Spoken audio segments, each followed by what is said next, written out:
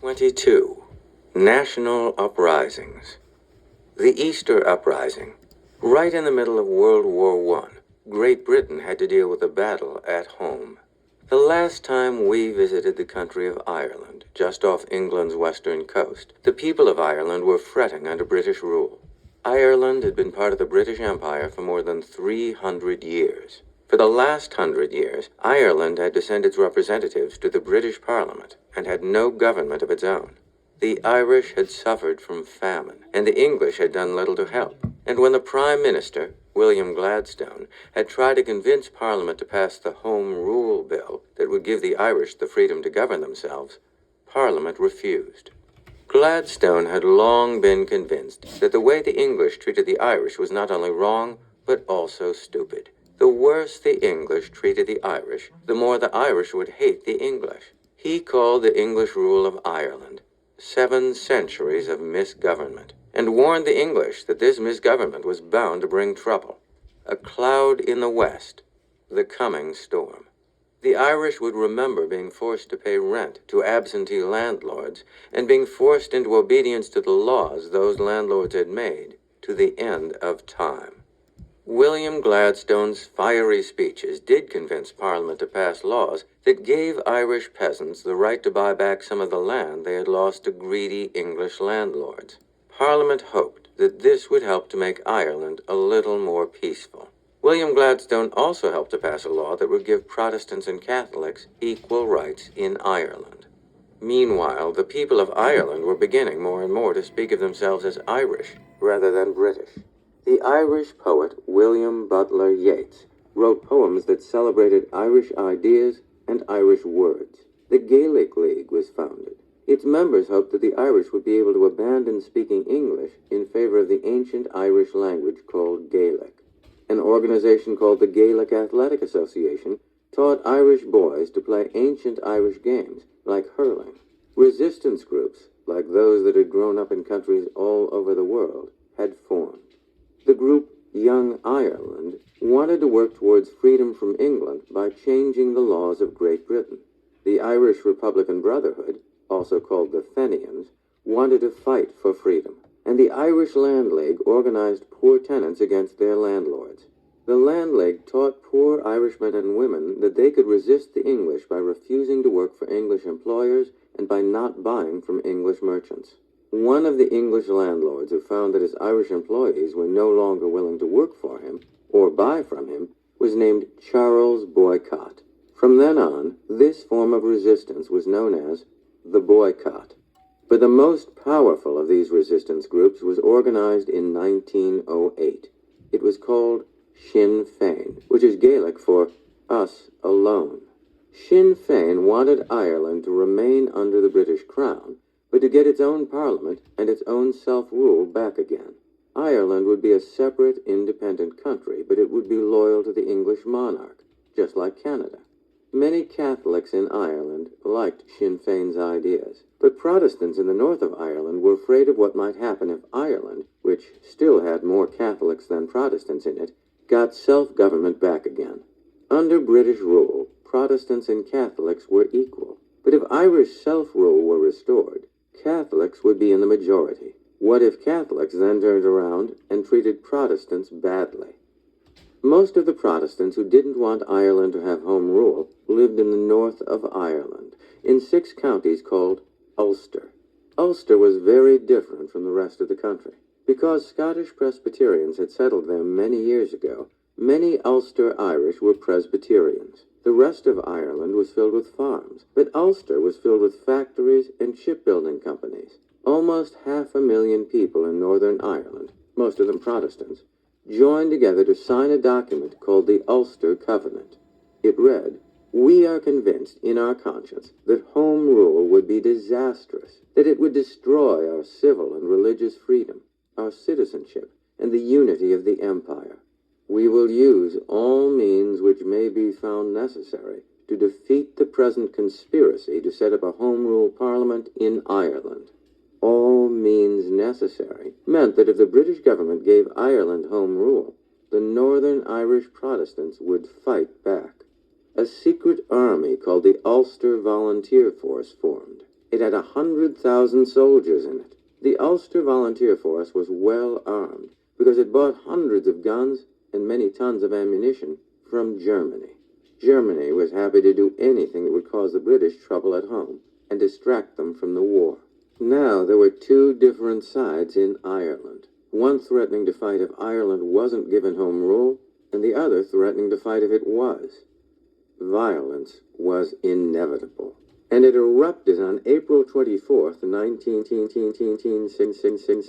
1,000 Irish rebels and taking control of the post office in the Irish city of Dublin. These rebels, who were fighting for home rule, also took control of government buildings. British troops marched in to put the rebellion down. After a week of fighting in the streets, the rebels were captured. This short revolt caused dreadful problems for Great Britain. Almost 400 people had died, and half of those had been innocent people shot by accident during the gun battles. Many had been killed by British soldiers, and after the Easter Uprising ended, the British ordered 16 captured rebels put to death. One of them was so badly wounded that he had to be tied to a chair in front of the firing squad. This made both the Irish and many English angry. More Irish than ever now wanted independence. Sinn Féin, the rebel organization, gained even more followers. The Irish poet William Butler Yeats wrote one of his most famous poems about the Easter Uprising, called Easter 1916. Too long a sacrifice, he wrote, can make a stone of the heart.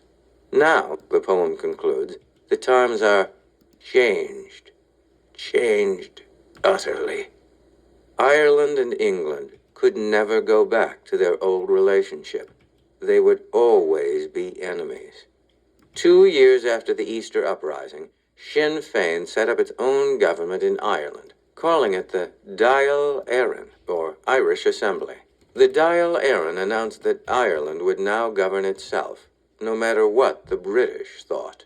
In order to protect their new government, a Sinn Féin leader named Michael Collins organized his own army, the Irish Republican Army. At once, Great Britain sent over soldiers to defeat the Irish Republican Army, or IRA. Fighting raged over the island. Houses were burned. Innocent people were killed. More and more British began to think that Ireland should simply be allowed to govern itself. In the United States, where so many Irish now lived, plenty of Irish Americans agreed with the Fenian movement and began to call for home rule, too. When World War I ended, Great Britain and Sinn Féin began to talk about independence.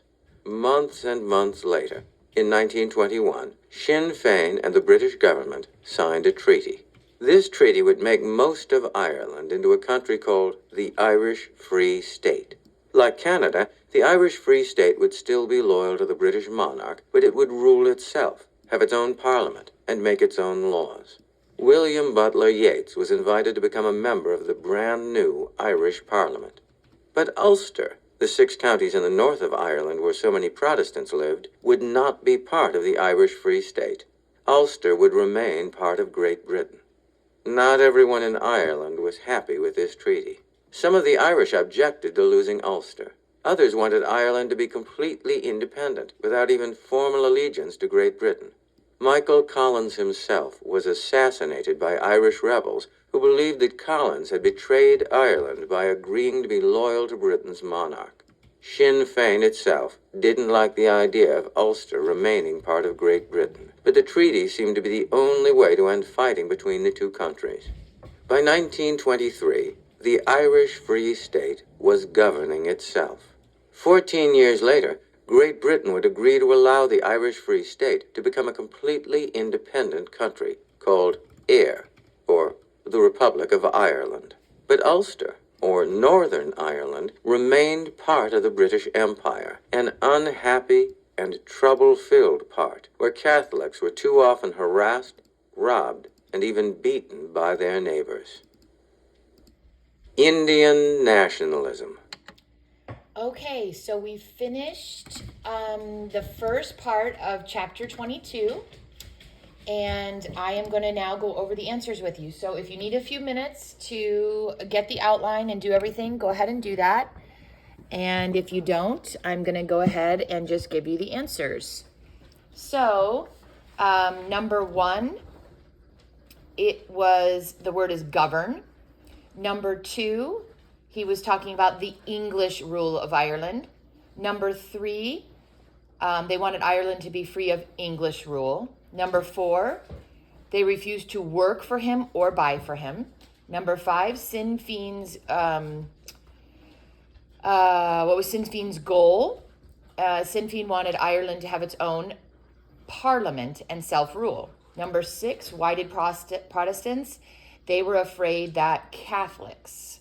What is the name of the 6 counties in both Northern Ireland? The area is called Ulster, Ulster. The Ulster Covenant, number 8, meant that the Northern Irish Protestants would fight back. Where Patrick Henry's Purse Feni's, that question number 9 there, is called the East, they were fighting for home rule. Number 10 is Easter Uprising. 11, almost 400 people died. Half were innocent bystanders. Many were killed by British soldiers, and 16 rebels were executed. Question 12, Ireland is the answer. Question 13, it was called the Irish Republican Army. 14, it became the Irish Free State. 15, what happened to Ulster? Ulster remained part of Great Britain. When Michael Collins, question 16, the answer is he was assassinated by other Irish rebels. 17, it became an independent country called I don't know if I'm pronouncing that right, or the Republic of Ireland. Another name for Ulster, it is called Northern Ireland.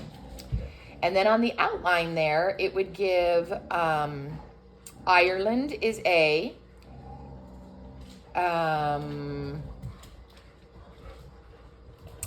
C is Easter, D is Irish and English, and E is the Irish Free State. And in number 2, the 6 northern countries were mostly Protestant. They would fight home rule, and they were called C, in 1916, Ulster remained part of Great Britain, and D was called Northern Ireland. And then looking at your map there that you have at the top, right in the middle of World War I, England had another battle to fight. Ireland wanted its independence, and so it says to label England on your map.